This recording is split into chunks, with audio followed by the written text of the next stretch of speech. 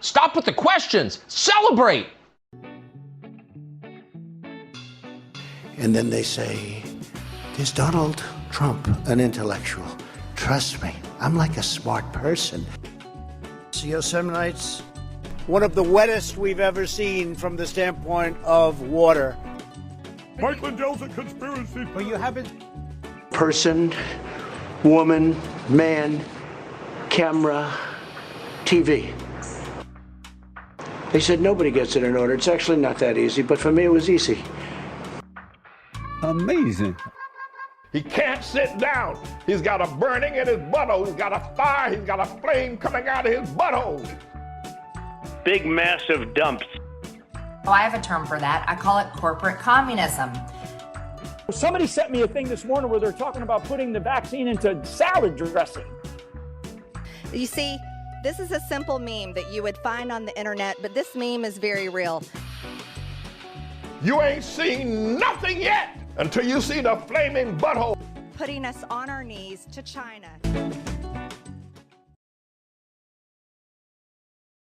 Now witness the firepower of this fully armed and operational battle station. They want to make you drink Starbucks every day from now until forever.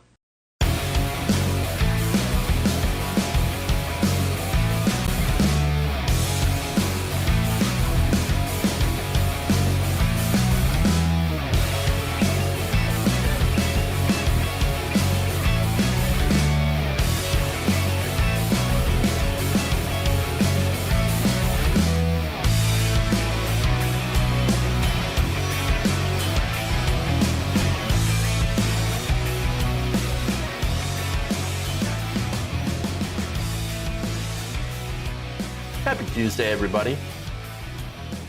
You know what time it is. Time to go around the nation. With me, your host, Jeff Waldorf, of course. Waldorf Nation. So, all right. Drink Starbucks forever. I know, the horror. That sounds delicious, actually. All right, well, anyway. Can't wait. We got a good show for y'all today. So hopefully, you are strapped in, ready to go. We have the fall of Canada. The fall of Canada. It appears that we are having Canada turn into North Korea. At least that's according to Fox News. So we're going to talk about that. No, I already updated the stream title. You need to just refresh the stream. All that stuff. It's supposed to be Mike Pillow, Canada Has Fallen, Ahmaud Arbery, and more. That's what we're going to talk about today. We have, as I said, Laura Trump. We got Mike Pillow. That's fun. We got good news on the hate crimes trial. It's over. Good news. I'm going to talk about that later on in the show. We have, of course, a bipartisan group. I know, bipartisan. That is coming out against banning congressional stock trading, of course. I'm going to talk about that. And then, of course, there was some violence in Portland that happened over the weekend. There have been some identities released of the shooter. And turns out we've got some very interesting information on who that shooter tends to follow, who that shooter enjoyed. And so lots of interesting stuff here that we're going to talk about. All right. I'm going to avoid at this moment talking about Ukraine. That's a very complicated situation. I do not feel that I am quite up to being able to talk about it in a very nuanced way.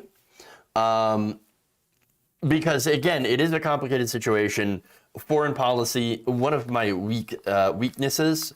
And so I'm, at this point, not going to talk about it until I have. I feel like you're never really prepared to talk about foreign policy because there's so much intricacies to it, and I don't want to do y'all a disservice by talking about things that I have no idea about.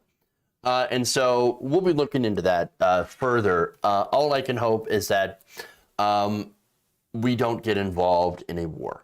That's the last thing I want to do. So we'll leave it at that.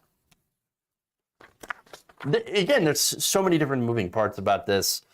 And so we'll do that. All right. Anyway, let's go into Mike Pillow. Because there is something that I know something about. And it's how Mike Pillow is insane.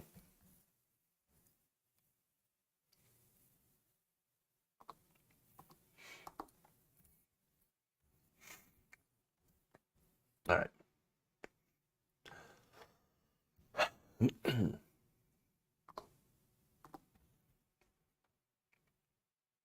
God gave me this platform.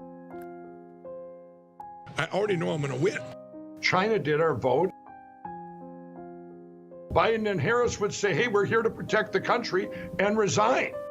Mike Lindell's a conspiracy. But you haven't. Just forget about the evidence. This was attacked. Mike Pillow is very, very mad at Fox News. He continues to be very, very mad for not putting themselves into more financial jeopardy to support his insane 2020 conspiracy theories. So now I'm going to show you a video here.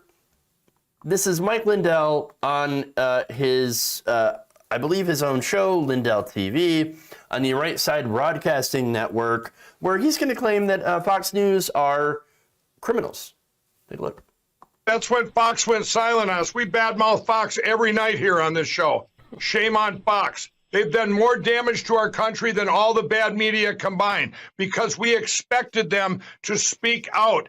Just at least talk about at least be a journalist. It's like being a Weather Channel doctor and you can't report tornadoes or hurricanes. You can report everything else, but you can't report the worst thing, the election, or you can't talk about anything negative about the vaccines or therapeutics that work. You cannot do that on Fox. Fox is in on it. They're criminals to our country, period. Yes, I hope the Murdochs are watching. I love some of the examples that he threw out. Oh, yes, it's like being on the Weather Channel, not being able to talk about hurricanes. Or how about this one? Not being able to talk about climate change. Or how about being a history teacher and not being able to talk about systemic racism? Oh, shoot, did I just touch a nerve? I wonder what Mike Pillow would say about that one. Because it seems to be happening. How about in Florida where you can't talk about LGBTQ plus issues? You know, the whole don't say gay bill that now threatens to have children be outed forcibly to their parents. Yes, I wonder what Mike Pillow thinks about all of that. That we can't talk about that. But you can talk about my insane conspiracy theories. Look, it's cute that Mike Pillow thinks that Fox News does actual journalism or anything near close to it. No, what Fox News does is conservative opinion. Now, look, there's nothing wrong with that. I do progressive opinion, so I don't really care. Hey, you got an opinion that's conservative? Totally fine. You're allowed to do that. Free country. It's a free country. Now, however, it is important to note that a lot of the stuff they have is not backed up by factual information. And so it's opinion, not journalism. And the truth is, of course, there's a lot of news outlets nowadays that don't do any sort of journalism. And not even some of the bigger players that don't do, or it's very, very rare that they do some sort of journalism. It's often left to, of course, smaller outlets to do actual investigative journalism, which a lot of newsrooms have unfortunately gotten rid of. And so, all right, now that said, why are we talking about journalists? Well, every credible journalist that has looked at Mike Pillow's insane rantings has come out with the same conclusion. Hey, that's nuts. Completely false. There's no information to back that up, no factual information. There's nothing. You're just making up conspiracy theories about the election. That's really it. And so now for Fox News is already being sued by Dominion. Okay? Now, if they continue to talk about the election and really, and by the way, they still do in a way, and I'm going to go about, I'm going to talk about that difference here in a minute, right? But right now, they're being sued for defamation. So what they do, if they continue to air Mike Pillow's, weirdo symposiums and all this other stuff, the so-called evidence, right, that he has for, the Chinese and the Iranians and the Pomeranians and the Italians, they stole the election. And this is how they did it. They did the packet captures. They took a mitt and they packed and they captured the packet. That's what they did in China. Okay, yeah. If they show that stuff, and by the way, involve Dominion and Smartmatic, which a lot of these conspiracy theories rely upon, Dominion created by the ghost of Hugo Chavez. Well, then that's going to hand ammunition to the lawyers for Dominion to then use against Fox News. So Fox News no longer airs that stuff and no longer explicitly talks about, the 2020 election was stolen by Dominion and Smartmatic. What they're doing now is a far more subtle approach. They're saying, well, we have concerns about voter fraud. Big concerns. And, we believe in election security and we should have more secure elections. And there's real problems with so-called irregularities. Yes, and the drop boxes, well, they invite all sorts of fraud, and early voting invites all sorts of fraud and all that stuff. Now, that's what a savvy organization that actually is looking out for itself while doing propaganda does. But see, Mike Pillow is not a savvy person. Mike Pillow is a stupid person. He's not very bright. He can't read the subtext. When it comes to policy, and this is ultimately what it's for, right? Because Fox News, their pundits know they're full of shit when it comes to the election. Their whole purpose is to spread the propaganda of insecure elections so that they could do quote-unquote election reform, which in reality is finding different ways to suppress black people's votes. That's essentially what it is. And so, and also to prevent anything that makes voting easier. And so they're vastly against that. And so that narrative can be with or without referencing the 2020 election. And so in reality, they don't need Mike Pillow. They don't need Mike Pillow and a stupid symposium. In fact, they're better off at this point without it. Even though, by the way, they have allowed Mike Pillow to have his advertising, his My Pillow codes, whatever, and his commercials on there, just not the ones about the election. So Mike Pillow was actually the one who pulled his own commercials from Fox News and then decided to go to war against them. And so that brings me to the other thing, right? Which is, I think, fairly obvious. This is Mike Pillow screaming into the abyss, give me attention. Give my election conspiracies attention specifically. You air my conspiracies or I will pull my ads. And he already has. Now, Fox News, when they gave that ultimatum, they said, okay, okie dokie. Oh, okay, so go ahead. He doesn't realize that Fox News doesn't need him. Mike Pillow needs Fox News more than Fox News needs Mike Pillow. It's not even close. They can find easily another person who was more than happy to push their bullshit voter suppression without getting them into further legal trouble with Dominion or Smartmatic. Now, the bonus is, of course, they might not be completely and totally crazy. Just evil or opportunistic or both for a paycheck. That's really the only requirements to work in conservative media at this point.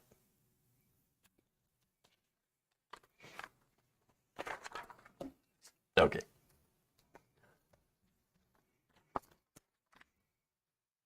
Go to Lord Trump.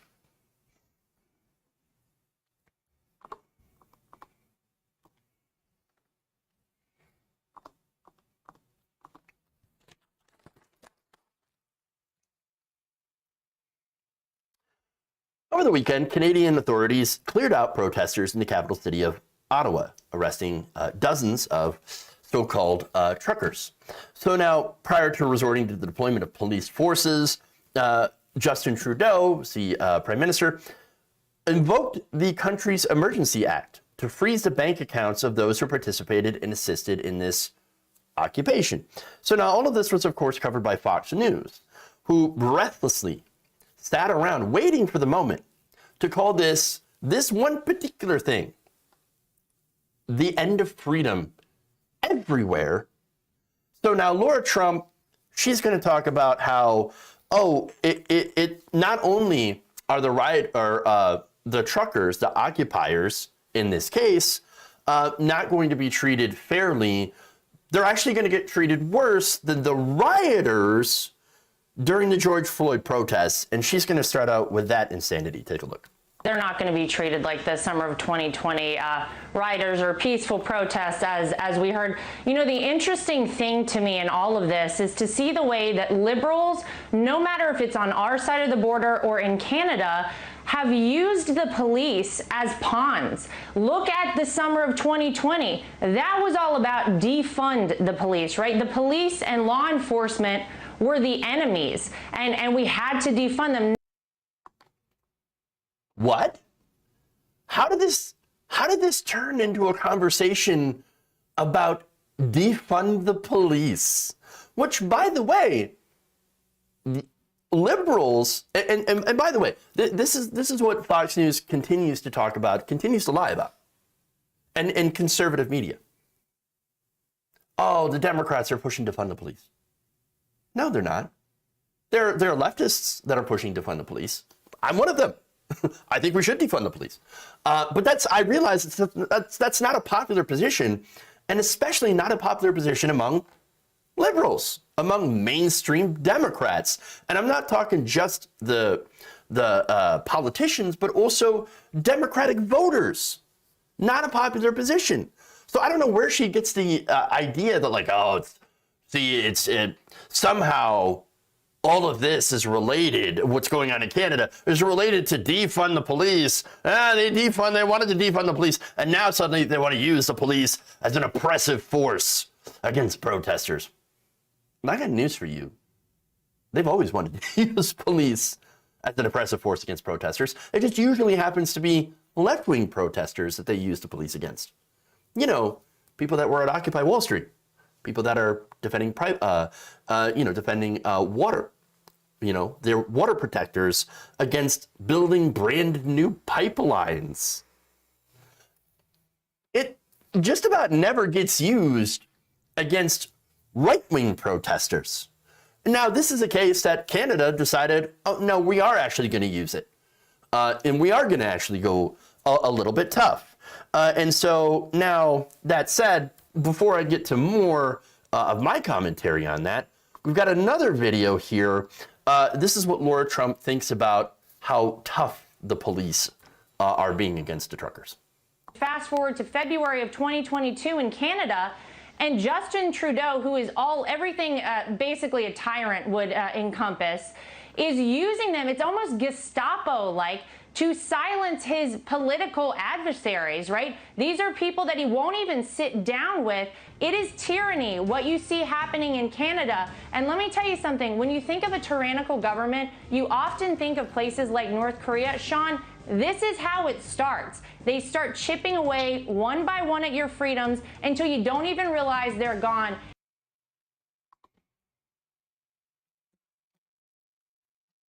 They're chipping away. They're chipping away at the freedoms for right-wingers to block the roads and honk at people at all hours of the night. What does that mean for the average Canadian? Not a whole lot. Now, to be fair, of course, she would be correct, and North Korea wouldn't allow this either. I mean, but also, if this were, first of all, it would never happen in North Korea, because the second it would, North Korean police or whatever just would have shot everybody or forced them into a slave labor camp. So, now, you know, the comparison here between Canada and North Korea, a little far-fetched. Now, here's the thing, okay? Now, this protest went on for weeks. The Canadian people overwhelmingly disapproved of the protest, nearly 3/4. I showed you the polls, a couple videos about this ago. About 3/4 of them, a little less, thought it was time for the protesters to go home. They made their point, and they're really just basically getting in the way here. We're not at all interested in this protest, truckers, alleged truckers, go home. Go home. They made their point. Okay? So now, but apparently, doing some arrests, that's North Korea now. Total North Korea. After letting them go for about a month.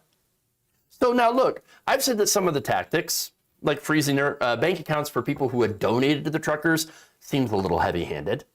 I don't like that. I still agree that that's heavy-handed. It makes me a little uncomfortable because we know that, of course, down the line, for example, general strike, well, yes, of course, if that were to be in the United States, and of course, here's the difference. You've got the different governments and stuff, and the different leaders, different checks and balances, et cetera, et cetera, et cetera. If this were to happen in the United States, if we were to have a general strike, and there were emergency powers like this, allowing Joe Biden, or it doesn't even have to be Joe Biden, it could be a Republican president, President Josh Hawley, oh my God, imagine, or President Marjorie Taylor Greene could freeze the accounts of leftists who were protesting, well then, yes, that would be terrible. Now, of course, it would be terrible if left had any money, which we don't. Still, nonetheless, right? As much as they disagreed with that, I have no problem with them moving the truckers. In fact, they made an argument saying that Trudeau didn't need to enact emergency powers because he just had to get the police to do their job. The police should have been doing their job. They did their job in the other provinces when some of these protests had cropped up. And so they just weren't doing it in Ottawa. And so that said, there's also the matter of what they were protesting against. So now the official line for them is, oh, we don't like the mandates, which were not set by the Canadian government, set by the United States government. So you're protesting, literally protesting the wrong government and being funded by American interests, right-wing American interests that are sending money overseas that we got from some of the leaks, from the donations. And by the way, there was another thing on that. I actually personally don't like the idea of small donors having their information released, like even their name, right? I think that's a problem. But if you're if you're a millionaire, billionaire, whatever, or a big business, and you're giving to these truckers, then I have no problem with your name being released. You seem to be a public enough figure and to be able to defend yourself enough. That said, right, what they were protesting against is just, okay, let me start. It's not so much they were protesting against, but really the whole purpose behind this was to overthrow Justin Trudeau. I'm no fan of Justin Trudeau. That doesn't mean I support a right-wing protest to try to overthrow the elected, leader of Canada. That seems pretty ridiculous. And I've went through all the right-wing ties that they've had with white nationalists and separatist groups, that the organizers of this protest, and by the way, there's a lot of, I think, good-intentioned people that were suckered into this, by the way. And so you see, oh, working class, oh, non-political. If you got a bouncy castle and kids, how could it be a bad thing, right? But you look into these people, and you look into what they actually believed in, how, for example, Pat King, one of the, he was distanced from, the actual protest. No, he's an organizer, and he believed in white replacement theory, that we should keep out the Muslims, and also went on anti-Semitic remarks against Jews. So that's the kind of person. And of course, had ties with groups that wanted to dissolve the government of Canada and jail Justin Trudeau. And so, look, the whole thing obviously seems to be maybe it even started as a grassroots, but quickly, massively co-opted by the far right, if not completely, astroturfed by the far right. And their messaging allowed them to reach people who are not or either apolitical or even somewhat lefty, and to try to get them to empathize with these elements of the far right. And so that said, in reality,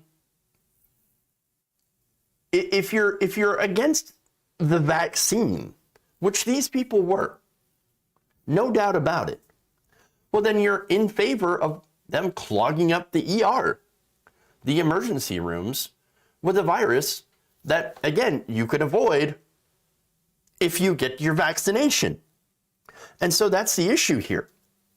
And during a pandemic, which we are still in, I understand that you have to have governments, and I know, right? Sometimes you have to give governments a little bit more power to do things that are not exactly great in order to, like mandates, for example, on businesses, like what Biden tried to do to try to stop the pandemic, slow the spread, or at least be able to relieve the pressure on our healthcare systems. That's what government's actually supposed to do. And so if you're protesting against the government actively trying to stop a pandemic, you might want to think that, hey, maybe I'm the bad guy here. Because I actually want people to, get sick and clog up the hospitals and possibly die. That's what they're doing. But here's the thing. The right wing, what gets me about the right wing fixation on this, especially the Fox News American media fixation, is that they're reading this as something that it's not. This is not Tiananmen Square. This is not a group that's fighting for human rights. They're fighting for their right to get sick and clog up the ER in a pandemic. That's weird and dangerous. Look, the vast majority, and not dangerous to us, dangerous to them. The vast majority of the people in the ER are unvaccinated COVID patients. That's what's going on here. This is not a working class revolt. This is, again, being funded in large part by American right-wingers in order to use the vaccine issue, mandates, for example, which are a little bit stronger in Canada than in the United States, as a culture war issue. There are right-wingers in every country. And so Canada is absolutely no exception here. And unfortunately, when you have the culture war, you get disinformation. And that's what's going on here.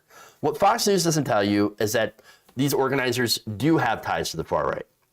They despise immigrants. They want to dissolve the Canadian government. They will not tell you that the police, who have generally acted in favor of the Ottawa protesters and allowed the situation to get out of hand because they refused to do their jobs, and now they're being forced to do their jobs.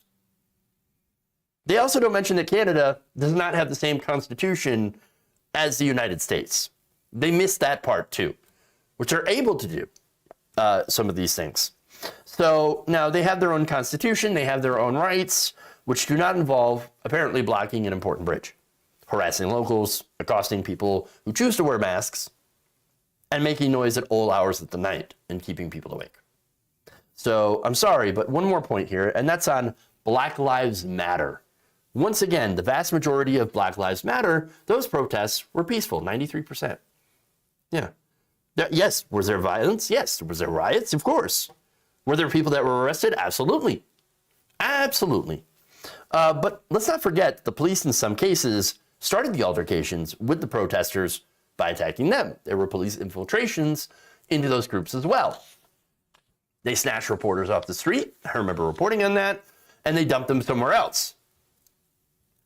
There were people, again, who were agents that tried to cause trouble in order to justify police crackdowns. Now, there's no evidence of any of that happened in the convoy. I would be very, very surprised if there were.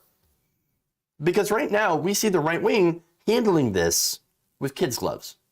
They always, always do. And even now, if you handle it with kids' gloves, that's still too much.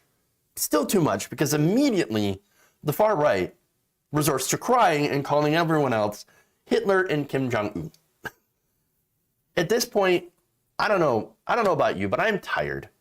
I'm tired of them crying about mandates that are currently being lifted in numerous different places. We barely have any mandates left in the United States, much less Canada. And I'm tired of them trying so hard to act like they're an oppressed minority when there's actual oppression going on. Like the indigenous community, for example. Is anybody checking in on them? They seem to be, oppressed. Water protectors, also oppressed by police. Pipeline protesters.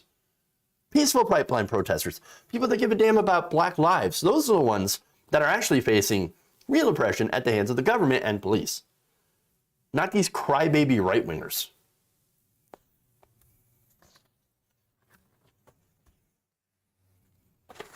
Okay. They can't wait to be victimized. Oppress me harder, Daddy.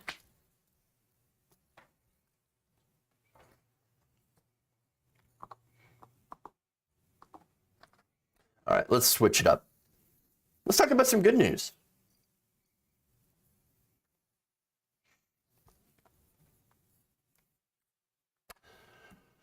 All right.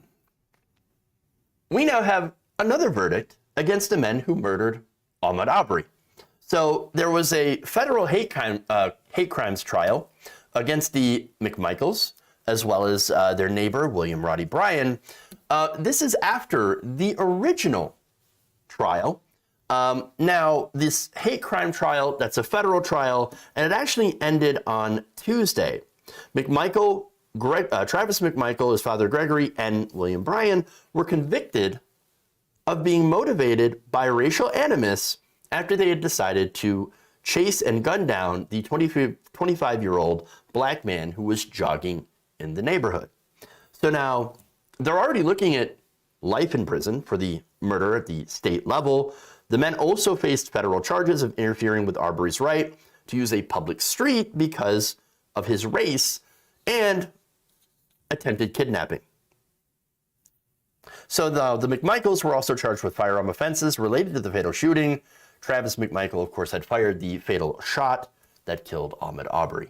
So now that verdict, all three men guilty on all of counts, was reached in less than 4 hours. This was very, very clear. And I want to go through some of the evidence that prosecutors... Now remember that the first case was not about race. It didn't, that was not brought into the actual trial proceedings.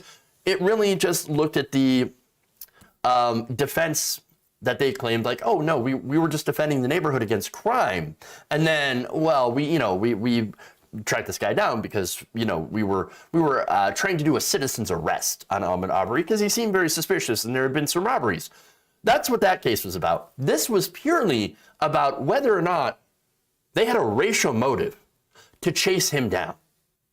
And so now the government presented evidence from 20 different witnesses, many of whom testified about racially derogatory text messages, social media posts, and remarks from these three men, in which, of course, they disparaged black people.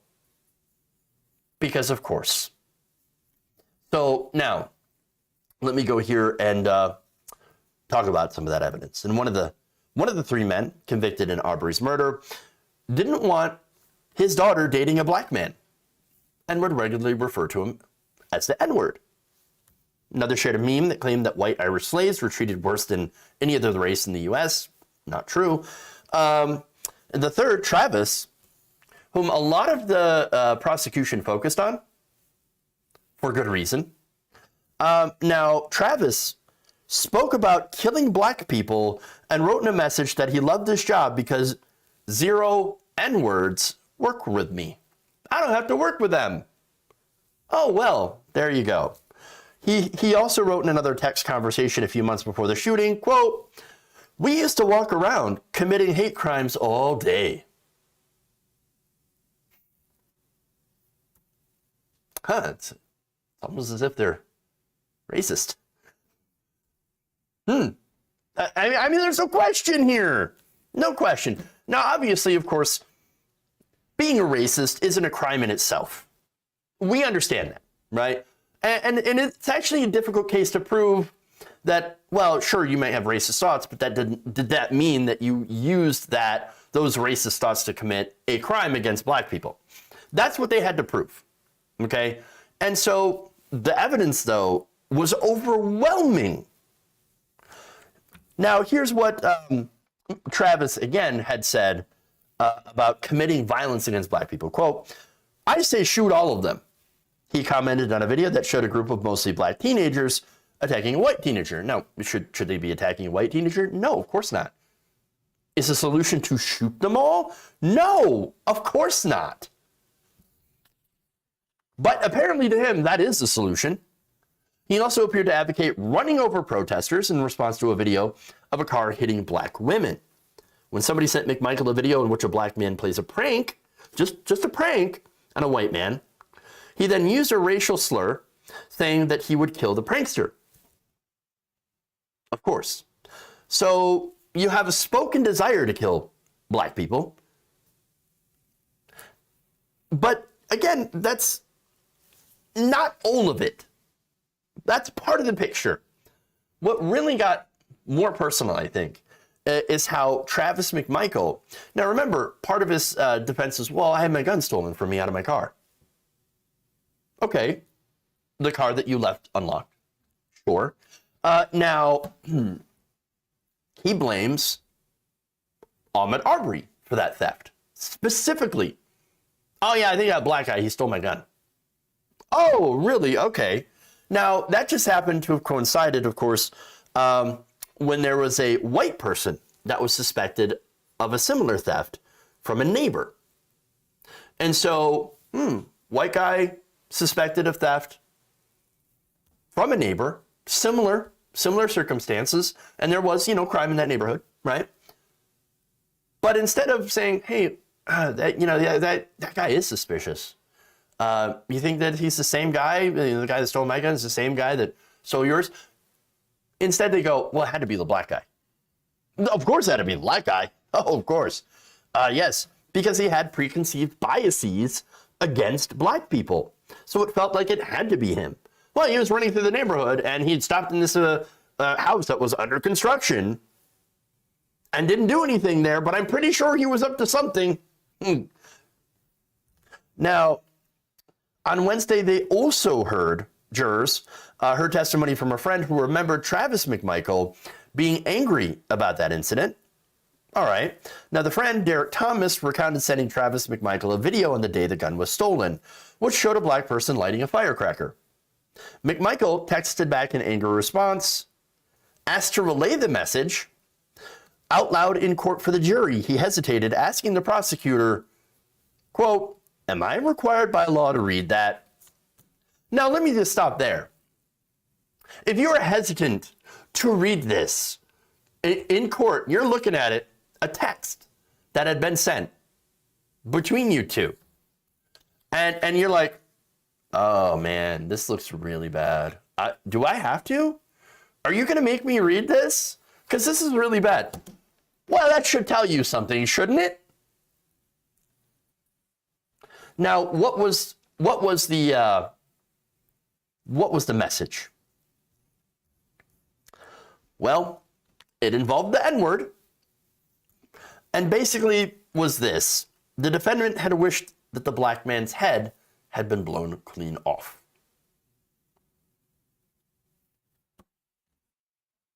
Seems to have a hatred of black people, doesn't he? Clear hatred and a desire to do violence against him. And so, well, that's what happened. Arbery didn't steal his gun. Arbery didn't commit any crimes when he was jogging. Didn't do that, but because he was black and because McMichael had his prior, preconceived racist notions, he looked at him and said, well, he had to have done something. And it was up to me. It was up to us to stop him from doing those things. And not calling the police. No. We had to act as our own police force. Seems to be all about racism. Now, one more point here. And that's the family. We never would have gotten this trial, understand, if the family hadn't been brave enough to stand up for themselves to get justice. Now, it had been reported previously that the Justice Department was originally trying to get a plea deal now with the McMichaels on these hate crime charges. Now, the Arbery family was enraged. They're like, no. You don't understand. We're here to get justice. We're here to get... Our family member was murdered, and we intend to get justice by a racist mob. Okay, they were murdered by a mob of racist people. And so now that agreement included a provision that would have allowed the men to serve 30 years in federal prison as opposed to state prison. They believed, Arbery's parents said that deal would be favorable to the defendants. No, we asked for justice here, not for these people to go off easy. And so now, legal experts, by the way, when that conversation was happening, said that, well, look, the reason they went for it is because these hate crimes cases are very difficult to win. And so, if we get a plea deal, then they stand a lesser chance of being acquitted. But the family held firm. And they said, no, I said justice. And they won. And they won. Now, look, on the one hand, it shouldn't be considered a huge victory because this guy was super obviously racist. But on the other hand, looking at how the justice system generally treats African Americans, especially the death, and especially when you looked around this case, how it took so long for there to be justice in the first place, for the authorities to actually intervene and do what they're supposed to. And of course, you had the McMichaels leaking out this video to try to turn the conversation into their side. You had prosecutors that were basically had to recuse themselves or get removed because they had biases towards the father, Gregory McMichael, who was a former police officer, or former law enforcement official. And so you had all of these factors that were in the way. And that's what makes it truly outstanding, that we actually have a modicum, a measure of justice. Now, that, of course, is never going to bring Ahmaud Arbery back. He's still dead throughout all of this. And that's the biggest tragedy of all. But there is some measure of justice. And I do hope that this sends a message. It sends a message, okay? That, look, this is not going to be tolerated anymore. That we're going to continue to fight to get justice for people like Ahmaud Arbery. And that, and no matter how much you try to hide it, no matter how much you try to bury it, to block it, to hide behind racism, racist institutions, and so their so-called legal protections, justice will eventually find you and will be served.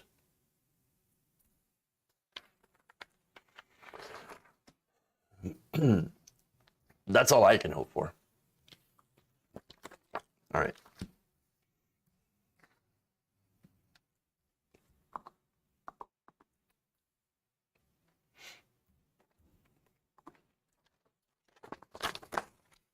Moving on here.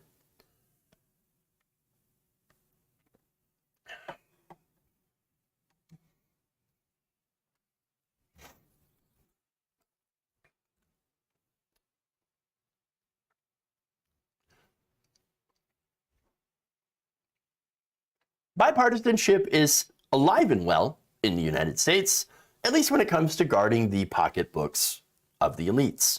Despite wide public support for banning lawmakers from trading stocks, members of both parties have unsurprisingly come out against such a ban. So now the debate has been going on in recent months, of course, in fact, over the last couple of years, longer than that, after many members of Congress violated the Stock Act and seemingly had and used insider information in order to protect their own pocketbooks.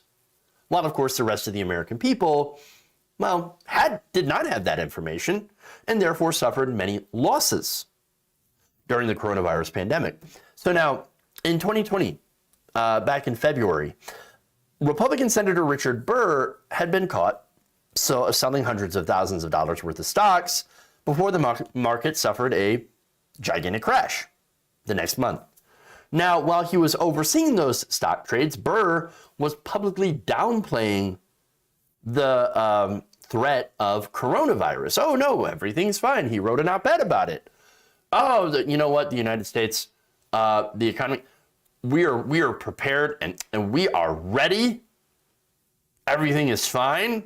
We can handle anything coronavirus. Whereas behind the scenes, he's frantically calling his brother, sell, sell, sell, sell, sell, sell, sell, sell, sell. Oh my God, please sell. Sell it now. Dump the stocks and buy stock in other places, like cleaning supplies. And they're not the only ones, of course. You also had Richard Burr, Kelly Loeffler, Inhofe, Senator Inhofe with the snowball. And of course, it's also Democrats like Dianne Feinstein. They were all investigated for potential insider trading. Now, of course, they were ultimately cleared. Weird. There were no charges that were filed by the Justice Department, and I think we know why. It's not because they didn't do anything wrong. It's, well, a couple of different reasons. For one, it's the greed. I mean, here you had the government investigating itself and finding their colleagues not guilty. Big surprise. Wow. Shockers. This is like police investigating themselves after, shooting an unarmed black man. Oh, what are you talking about? We investigated ourselves and we found ourselves not guilty of doing anything wrong. What are you talking about? Everything's great. We followed the law, weak as it is, in this case. Now, big surprise out of Merrick Garland, by the way. Incredibly, incredibly weak and ineffective. But see, here's the thing. It didn't stop there. The backlash from that has been immense. Turns out the American people kind of tired of this corruption. And again, not surprising. So now here you have some Democrats that support, at least in theory, supporting bills that would limit or ban congressional stock trading outright. So now this has caused a little bit of a division. So let me give you an example. One bill introduced by Democratic Senators Jon Ossoff and Mark Kelly, for example, would require their members, their spouses, and their dependent children to place their stock portfolios in a blind trust controlled by an outside party. A blind trust, kind of like, Donald Trump's blind trust, which generally isn't blind. Come on, you think that if you have control or if you have stocks in these companies, that you write rules that will regulate them, that you will adhere, that you will know nothing about your investments at all? Look, if I had investments, I'd kind of be glued to it. I'd be like, how we doing? Did I make money? Oh God, no, I lost money. Oh, this is terrible. It's the worst day ever. And understand that this is not something special about lawmakers. They're human beings. Human beings gonna human. And it's just human nature to look out for your own investments, which is what they had introduced a similar bill